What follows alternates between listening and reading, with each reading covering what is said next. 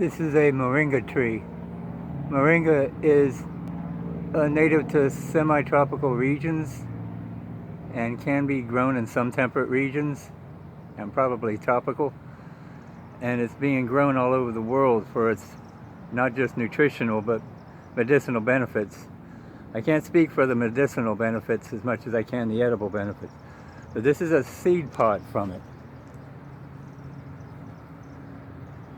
And this one has come along pretty well. They start off small and skinny, and then they get this larger, and then when they ripen, they get bulging and more beige colored.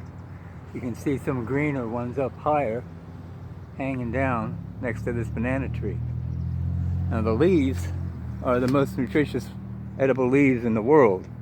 Moringa is well known for having all kinds of nutritional and medicinal benefits.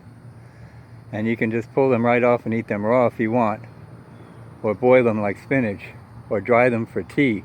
I drink the tea regularly. It has a multiple amount of uses and benefits for the tea itself.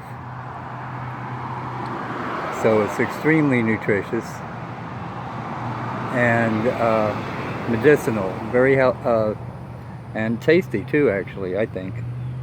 The tea kind of is not the best tasting tea in the world, but you can mix it with something also beneficial, like I mix it with hibiscus tea.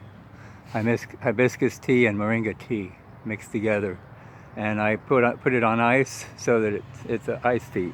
Moringa flowers.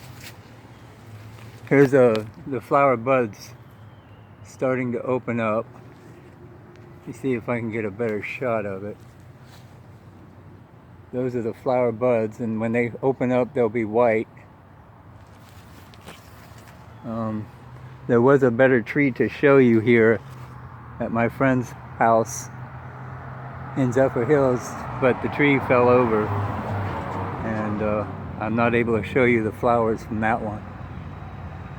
But this one has lots of uses. This is moringa. Moringa has extremely high quality uses for survival, and I'm growing them right now, just like I'm growing papaya trees and I'm growing banana trees around my rented trailer.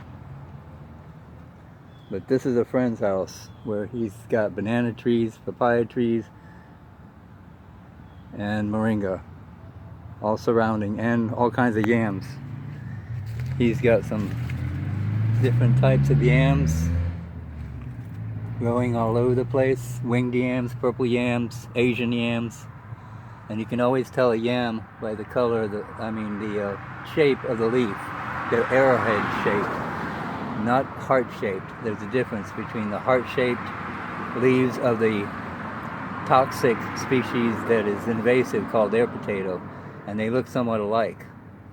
So you look for the arrowhead shaped leaves rather than the rounder heart-shaped leaves of the toxic air potato. And also we have the ivy gourd, also called tindora, is a vine. These are discolored a little bit. They're usually a bright green, and they grow fruit on it that I will show you a little later.